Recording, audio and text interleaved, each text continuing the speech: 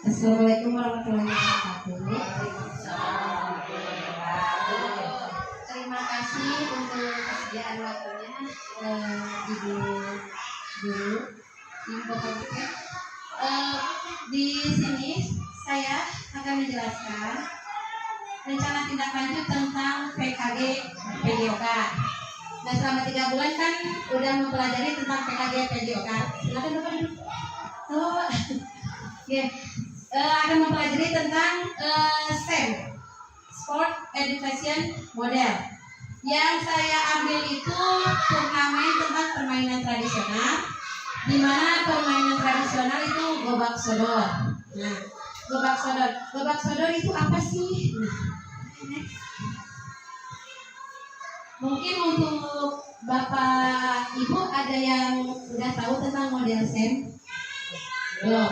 Jadi Sport Education Model ini bertujuan untuk melestarikan dan mengembangkan permainan tradisional gobak sodor untuk membentuk karakter positif bagi siswa.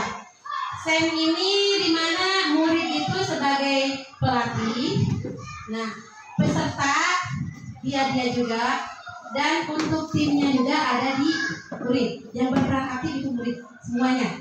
Kita hanya untuk guru itu sebagai pembimbing, hanya melihat. Oke, next.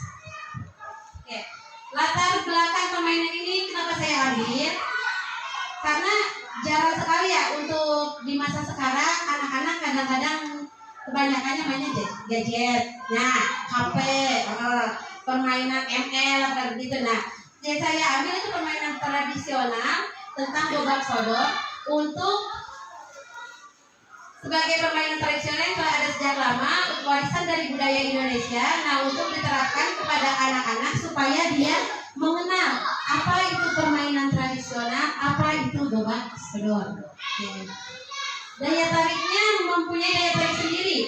Nah, kenapa? Karena anak-anak zaman sekarang harus dilestarikan. Nanti kalau lama-lama ini kita nggak perkenalkan, kita nggak dilestarikan, anak-anak nggak akan mengenal apa itu permainan gobak sodor sih. Nah, oke. Next lagi. Oke. Tujuan olahraga tradisional yang saya perkenalkan ini melestarikan dan memperkenalkan permainan tradisional sebagai kekayaan budaya Indonesia. Pembentukan pembelajaran aktifnya menciptakan pembelajaran yang menyenangkan dan melibatkan siswa secara aktif. Jadi seluruh siswa itu tidak hanya diam. Jadi ada yang bermain, ada yang memperhatikan sebagai jurinya. Pembentukan karakternya mengembangkan nilai-nilai positif seperti kerjasama, sportivitas, dan kepemimpinan.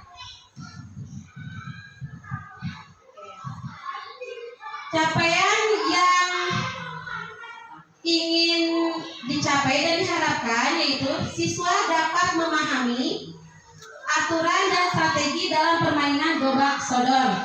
Praktiknya, siswa terampil dalam bermain gobak sodor. Oke, perlombaannya nanti kita perlombaan antar kelas di sekolah Warujaya. Bu, lapangannya misalkan kita hanya punya lapangannya di sekolah aja. Kita pakai aja yang namanya sekolah untuk membentuk lapangan gobak sodor. Oke, next. Oke, struktur program dan mitra dalam komunitas belajar ini. Dari sekolah Warujaya ini memiliki komite sekolah, kepala sekolah, dan guru-guru serta tenaga pendidik yang sesuai dengan kualifikasi akademik masing-masing. Oke. Dan murid yang terlibat dari permainan gobak sodor ini yang saya ambil itu murid dari fase C, di mana murid dari kelas 5 dan kelas 6. Oke. Waktu pelaksanaan nanti di Desember sampai puncaknya itu ada di Mei 2025. Oke, yang terlibat di sini nggak hanya guru PJOK aja, tapi semua guru yang ada di sini terlibat dan tendik juga terlibat. Oke, penanggung jawab tetap ada di kepala sekolah. Oke, next. Oke, lapangan yang saya gunakan lapangan yang ada di sekitar sekolah. Ini kami tidak punya lapangan.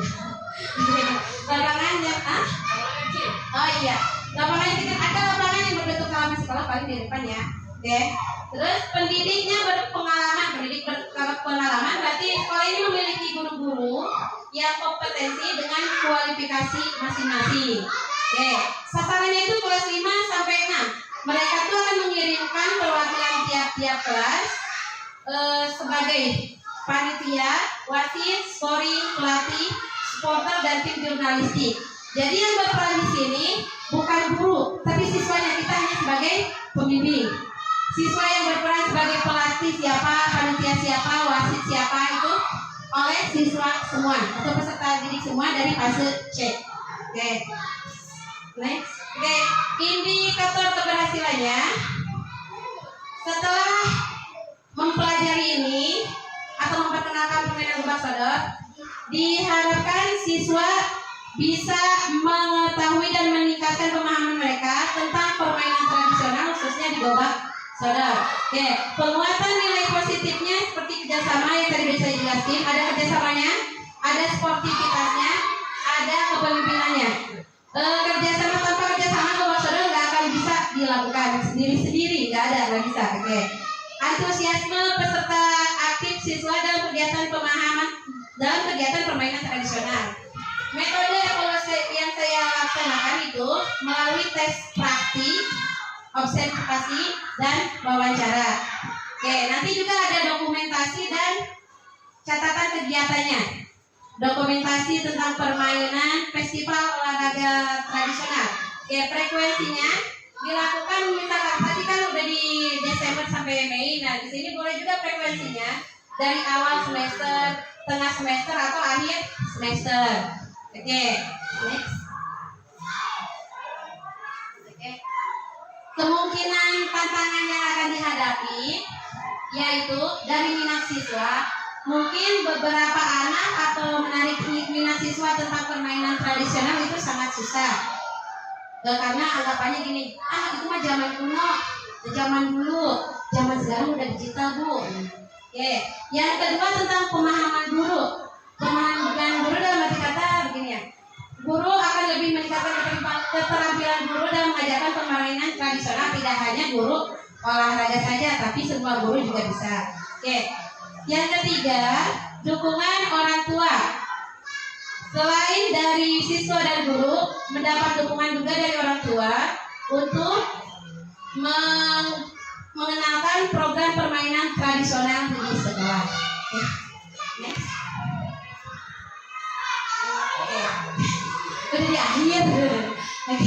Rancangan tindak lanjut. Jadi kesimpulannya dari rancangan tindak lanjut RTL model STEM ini diharapkan dapat melestarikan dan mengembangkan permainan tradisional, terutama permainan gobak sodor, dengan adanya kolaborasi antara sekolah, guru, dan komunitas belajar di sekolah. Oke, mungkin dari Bapak Ibu ada yang ditanyakan atau jangan ditanya. Ada kekurangan dari yang saya presentasikan ini? Apakah ada saran tambahan atau gimana?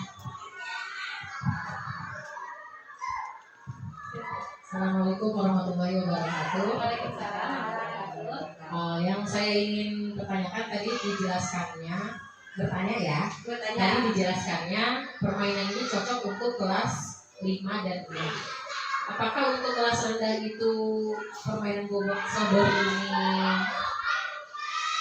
bisa diterapkan juga di kelas rendah seperti itu?